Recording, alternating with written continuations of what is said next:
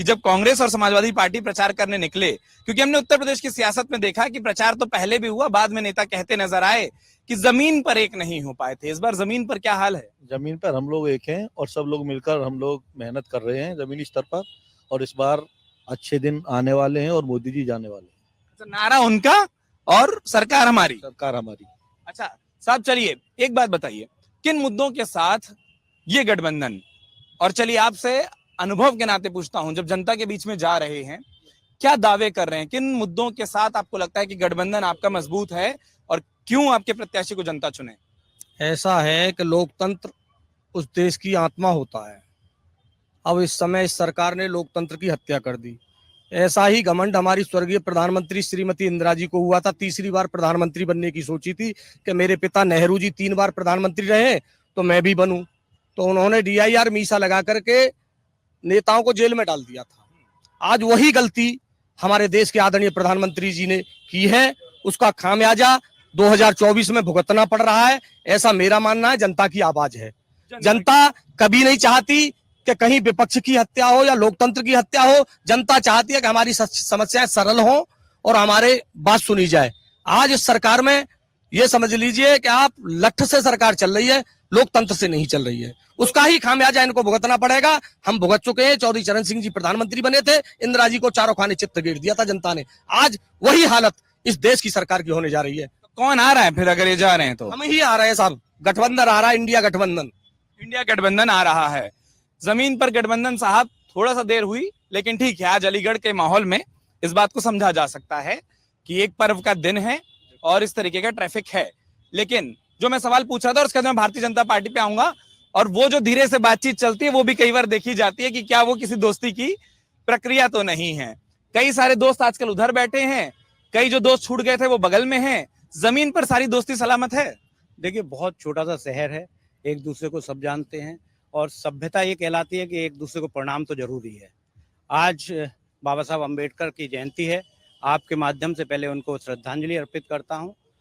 और आपको मालूम है कि 10 साल बुरा हाल, आम जनता बहुत बुरी स्थिति में है। आम व्यापारी, छोटा व्यापारी है, वो पीड़ित है। तरह तरह की दलालियां चल रही हैं। स्मार्ट सिटी के नाम पे केवल ये 2 सड़कें लगाने के बाद बाकी पूरा पैसा जेबों के हवाले कर दिया गया। मैं पूछना चाहता हूं, क्या इन 2 सड़कों के नाम पे ही स्मार्ट सिटी कहलाई जाएगी? मैं भी ले लेता हूं। और ये बड़ा अच्छा किया कि थोड़ी थोड़ी जगह सहयोगियों के लिए बना दी। अब वहां से एक सवाल आया जिसका जवाब चाहिए। सवाल यह आया कि 2 सड़कें, एक एरिया, उसको स्मार्ट सिटी कह देना, कि क्या ये पूरे अलीगढ़ का विकास है? देखिए, अलीगढ़ की जो भौगोलिक रचना है वो एक कटोरा नुमा रचना है। उसको हमारे पूर्वजों के, हमें तो अभी पिछले काफी लंबे समय से हम सब लोग इस पे कार्य कर रहे हैं। सीवर लाइन यहाँ अलीगढ़ की बहुत पुरानी लाइनें थी, उसको पुनः दुरुस्तीकरण किया जा रहा है। लेकिन इसके साथ साथ जो हमारे रिंग रोड्स हैं उनको भी अच्छा बेहतर बनाया जा रहा है। ऐसा नहीं है कि केवल हम कुछ ही सड़कों का हम जो है उनको ही बार बार बना रहे हैं, ऐसा नहीं है। तमाम और सड़कें भी हैं जिनको कि बेहतर बनाया जा रहा है। जो अभी आप आए होंगे, अमृतसर रोड है, उससे निकलना पहले बड़ा मुश्किल होता था, लेकिन अब उस रोड को भी चौड़ा करके बनाया जा रहा है। उसके जो बिजली के खंभे उनको भी साइड से हटाया जा रहा है। तो लगातार, चूंकि अलीगढ़ पुराना शहर है, पुराना और नए शहर का मिश्रण है, तो जो पुराना शहर है उसमें काम करना भी थोड़ा कठिन होता है, लेकिन काम लगातार चल रहा है। आप रोडों को देखेंगे, लाइट्स को देखेंगे, रात में निकलिए कितने सुंदर रोड हो गए।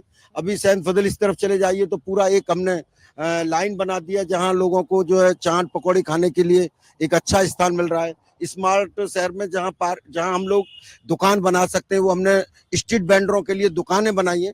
तो ये प्रक्रिया चल रही है, ऐसा प्रक्रिया चल रही है, विकास खूब हो रहा है, ये दावा है। अब जैसा मैंने कहा, ये इशारा कर दीजिए तो उन तर्कों को और उस बहस को मैं थोड़ा खोल पाऊं। जी साहब, ये पकोड़े तलने वाला सिस्टम अब खत्म कर दिया जाए। हमको शिक्षा की तरफ ध्यान देना चाहिए कि पकोड़ों की ढकेले लगवा दिए, सिर्फ पकोड़ों की ढकेलों पे ही सीमित रह जाएगी बीजेपी सरकार। हम लोगों को शिक्षा की तरफ ध्यान देना चाहिए, हमको स्कूलों पे ध्यान देना चाहिए, बेरोजगारी पे ध्यान देना चाहिए।